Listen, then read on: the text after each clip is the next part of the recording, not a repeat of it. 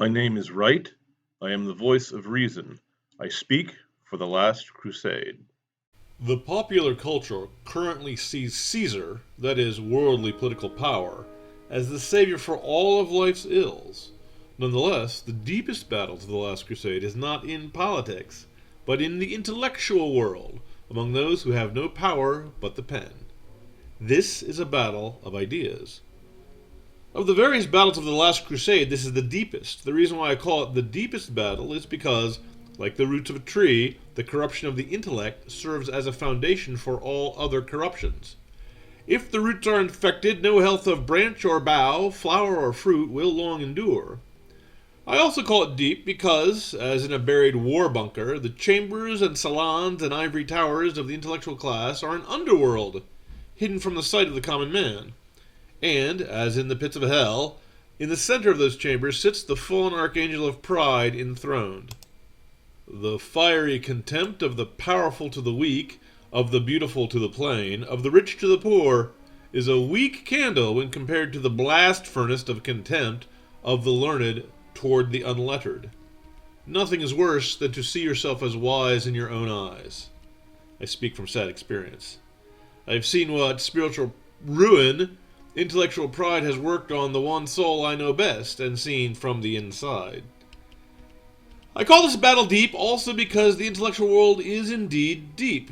That is to say, the battlefield is the realm of profound philosophical, theological, and abstract ideas most men have neither time, patience, nor training to fight.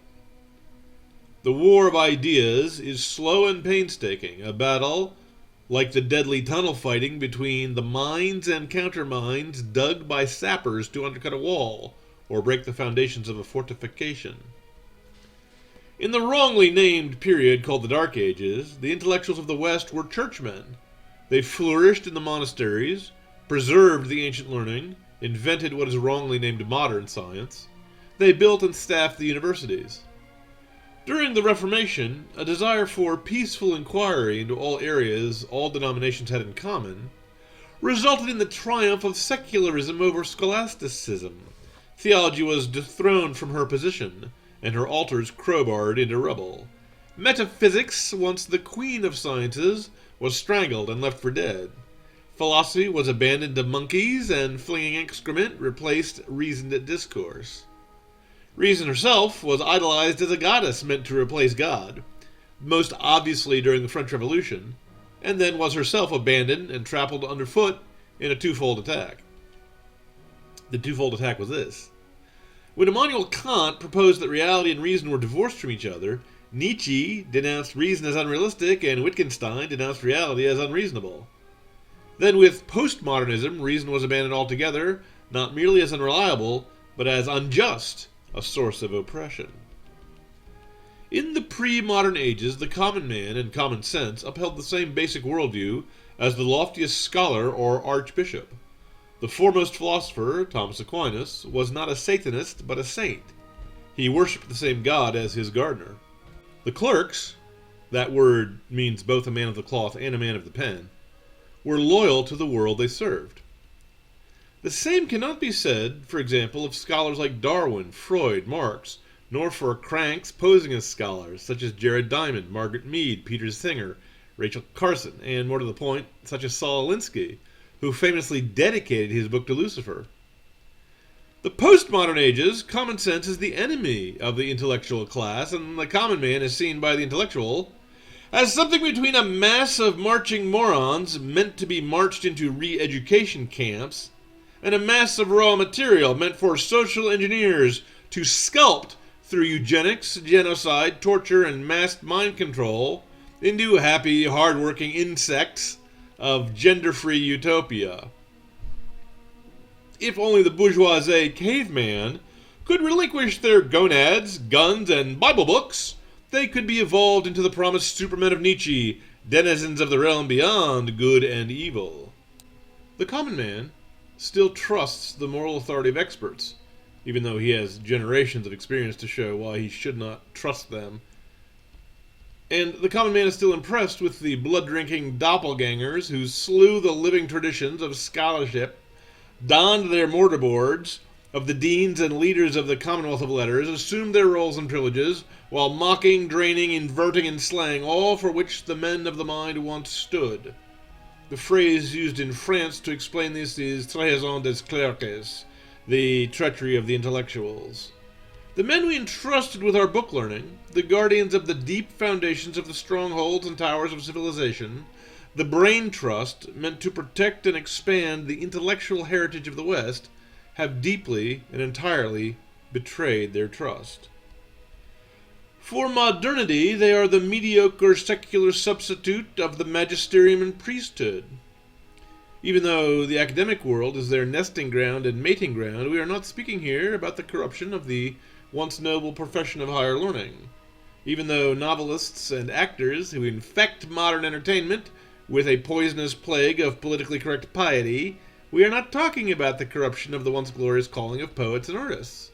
Here we are talking about the intellectuals in their home ground of salons and bistros, garret rooms and opium dens, where their bookish men gathered to discuss the groundwork of great ideas of the Western canon, from Aristotle to Aquinas to Dante to Einstein, from the Areopagitica to the Federalist Papers to Animal Farm. In times past, intellectuals discussed how to discover, clarify, and expound the great ideas of the West. In these times, they discuss how to denigrate, desecrate, and expunge.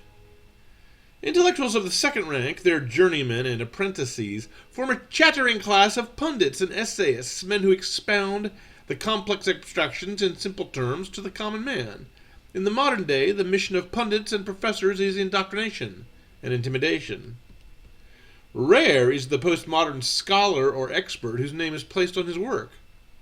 The battle flag under which he marches is hidden, and the idol to which he bows the knee is buried, or otherwise his effectiveness is lost. The postmodern intellectual is a spy and a saboteur for the enemy.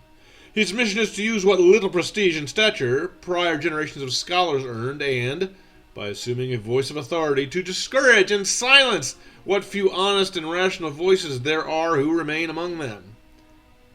The mission of these spies is to plow tradition under the soil and bury it alive. For this reason, the postmodern intellectual operates in the dark, without glory. Perhaps someone more well-versed than I in these matters can say, who first popularized the idea that diversity of races, sexes, and sexual perversions was a desirable good in and of itself, while popularizing the idea that any political speech you hate is hate speech, and therefore unworthy of legal protection.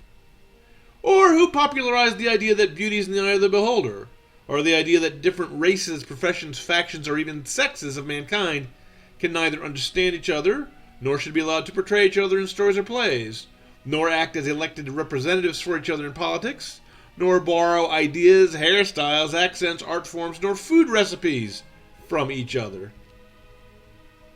Few, if anyone, can name the name who first invented or spread the idea that diversity is strength, that hate speech is thought crime, that homosexuality is a sexual orientation rather than a sexual perversion, that art is whatever an art critic claims it to be, that reason is unreasonable, that victimhood grants moral authority of martyrdom, and the only truth is that there is no truth.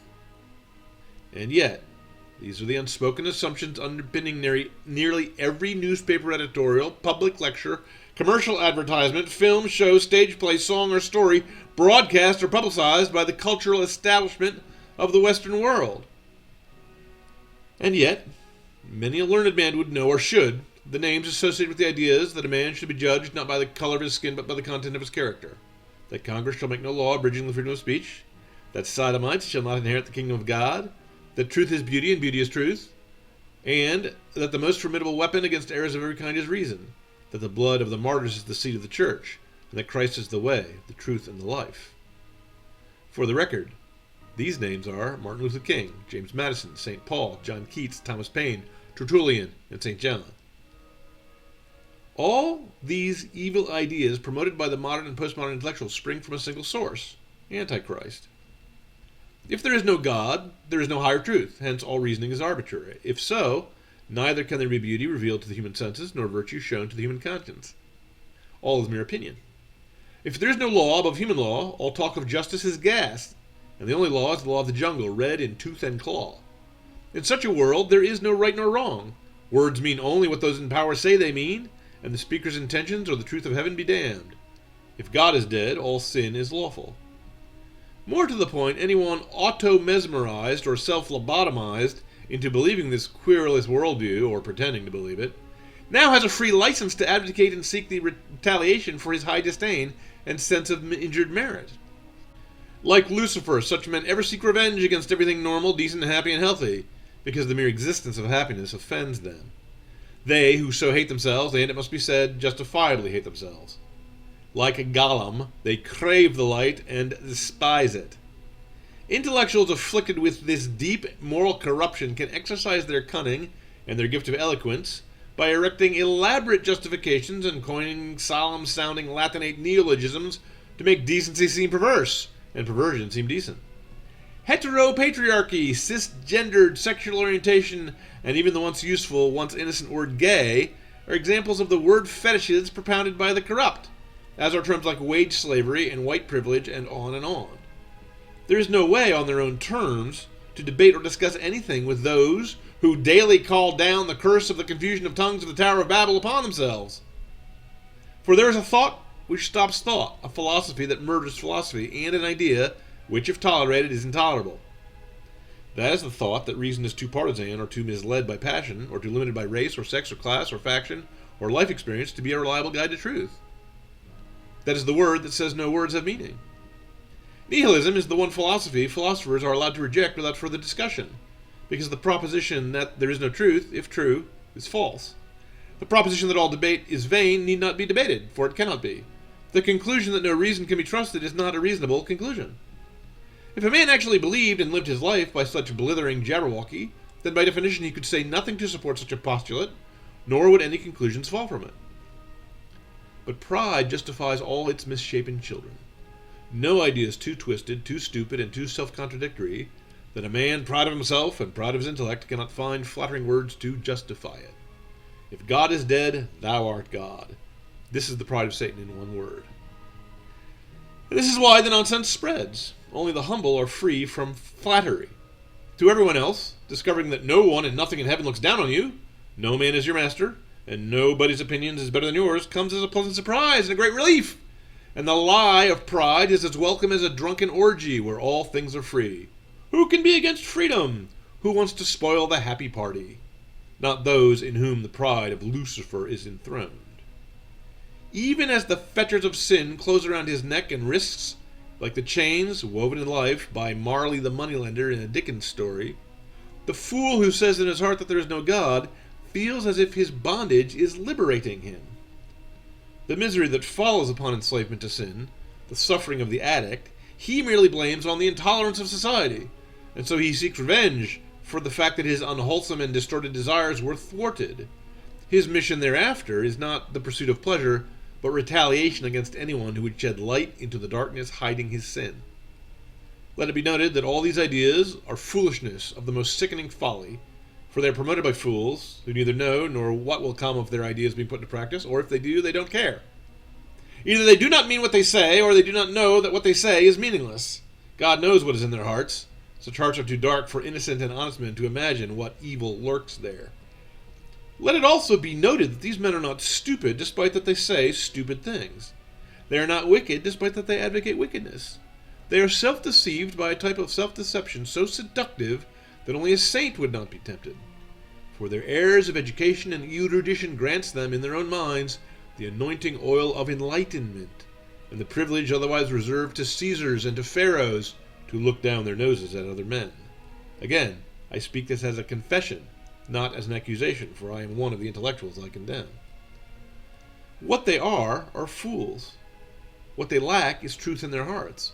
Wits in their brains they have in plenty. How is this monstrous treason of our intellectual class to be opposed? The first step is to recognize that the corrupt philosophers are enemies not to be tolerated. Neither are the craven and stealthy intellectuals and pundits who spread their poison. Hence the first step is to take a vow not to adopt their terms. Gay means happy and brave. The anal sexual penetration of the male with male is called sodomy. Homophobia is the pathological fear of being alone. There is no year one of the common era, nor the before common era. The pronoun used in English when the sex of the person is unknown or unestablished is he. When the pronoun is or must be feminine, use she. The idea that this somehow diminishes or demeans the fair sex is not merely absurd, it is monstrous. It makes the language itself into an alleged instrument of oppression, and turns grammarians into witch hunters. Do not grant their assumptions. Do not accept, unsaid, unproved, the idea that celebrating St. Patrick's Day insults the Irish, or appropriates their culture, or that eating a taco, wearing a moccasin, saluting a flag, or playing jazz somehow appropriates, demeans, excludes, or insults any man. The second step is to organize. The enemy took the time and care to craft organizations to solicit government and Hollywood moguls and magazines and book publishers to spread their corrupt ideas and smother civilized ideas. We must do the same. The main part of the organizational operation is to identify and sever their ties of support from other institutions, particularly the fiscal support from allegedly philanthropic institutions, donations from the wealthy, and from laws and regulations favorable to their cause, free advertisement and free propagation of their ideas from the news, the media, and the entertainment industries, Hollywood, and the New York publishers. The third step is to recognize that they operate by stealth and slow erosion in the salons of the bookish, just as in every other institution they infect. We must disinfect. They must be identified, expelled, and ostracized. Politically correct speech must be met with hostility and forced into silence. Such speech is no more to be permitted than screaming blasphemies at a nun. This is a particularly difficult operation, since few honest intellectuals alive in the modern day delight in debate, investigation, and discussion of all ideas of all kinds, including the most abhorrent. But the fourth and most difficult step is to substitute in the minds of the common man a diet of common sense to replace the steady stream of flattery and filth, self-loathing, and cruel propaganda fed to them.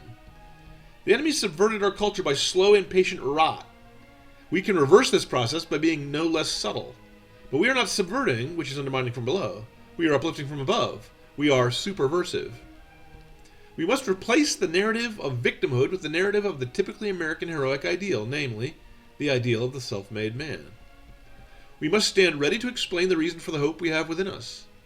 Those of us with talent and patience to study, rediscover, and explain and clarify the intellectual roots of Christendom must write and speak and teach all the traditions of the Western world which the enemies of God and man seek ever more vehemently to destroy.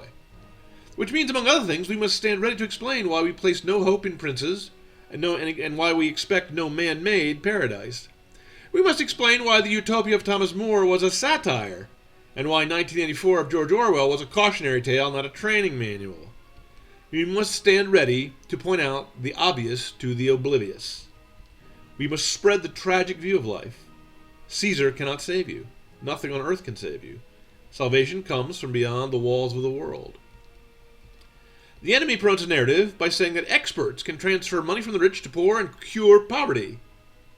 The tragic view of life says the poor will be with us always. If we do not have a plan for the hardship, empathy, and sadness of the poorest and most ignorant of the inner-city mobs, then our words are in vain. To them we must give hope, but heavenly hope, not earthly. We have to show them why a life of freedom, the life of work, the life of duty, is better and more reliable than the crippling big government nanny-state voter plantation life. And the only way to show them this is to live the Christian life, including open-handedness toward the poor, rejecting even the notion that government should do this chore for you. Use your words to speak truth to any who will hear, without fear or favoritism, but above all, with humility. Socrates was a pagan, but only a divine muse could have inspired him to follow this maxim, know thyself. And when he did, he knew how little he knew. To clear out the corruption of pride from the hives of the intellectuals, who are the one species of man with no resistance to this inner pride, is impossible in the current generation. It may take decades or centuries. But no one will even be interested in restoring the health and sobriety to the hearth and home until Christ is the core and center of our personal lives, of our communities, and of our national debates. We need a revival and a great awakening. The philosophical materialism and laicism which has dominated the West since the Great War has led to our current posture, which is nihilism, a love of nothing where life means nothing. Nihilists are tribalists because nihilism cannot maintain civilization. It is exhausted and has lost whatever glamour or appeal it once had. The fetters of sin, which the enemy fixed unto themselves in the false hope that these were the wings of freedom, now tighten their gyves. The fetters of sexual liberation form merely the most prominent example. Women were told that masculinity was their only path to equality, and that a generation or two of that nonsense has increased their unhappiness, as measured by divorce rates, suicide rates, addiction rates, and such odd behaviors as self-mutilation. Suicide, addiction, and self-harm likewise issued from the slithering promise made to man that abolishing marriage and normalizing sexual abnormality would usher in a sin-free utopia of the groin, an endless orgy in a worldwide cat house. It was all a lie, and all in the West now see it was a lie, all who have eyes to see. What sexual liberation promised was freedom from the reality of the complementary, erotic, and glorious differences between the sexes, and from the sacramental nature of the romance, love, procreation, and marriage. Likewise, for the fetters of freedom from reality of the supernatural promised by secularism. Freedom from the reality of economics, the law of supply and demand, as promised by socialism. Freedom from the reality of natural rights, as promised by collectivism. Freedom from the reality of human nature, as promised by humanism. Freedom from the structure and discipline of beauty, as promised by modern art. Freedom from consequences of evil acts and evil thoughts. Freedom indeed from virtue and truth, as promised by the moral relativism and subjectivism. Freedom from reality itself, as promised by nihilism. It was all a lie. It was all a lie from the beginning. We must stop heeding lies, stop aiding their spread, and we must stand by to rebuke them in word and deed, and to take back the stolen glory these haters of all things intellectuals have taken from the intellectuals of generations gone by, back when scholarship was a discipline, and bookish men read books worth reading. The plan is simple, yet nigh impossible. The rioters are not rioting for the utopia of the socialists, nor for the unisex paradise promised by the feminists. They merely hate civilization, all for which it stands. Their families and virtues and dreams, if ever they had any, have been shattered, and they want revenge. The world and the flesh offer them nothing. The devil offers them only hatred, flame, riot, and death. It is time to offer them a better way. Our reasoning is reasonable. It is time to convince the world. Shall we reform the salons of the intellectual and topple the airy towers of their pride? If so, we must begin in ourselves, in humility, and in prayer and fasting.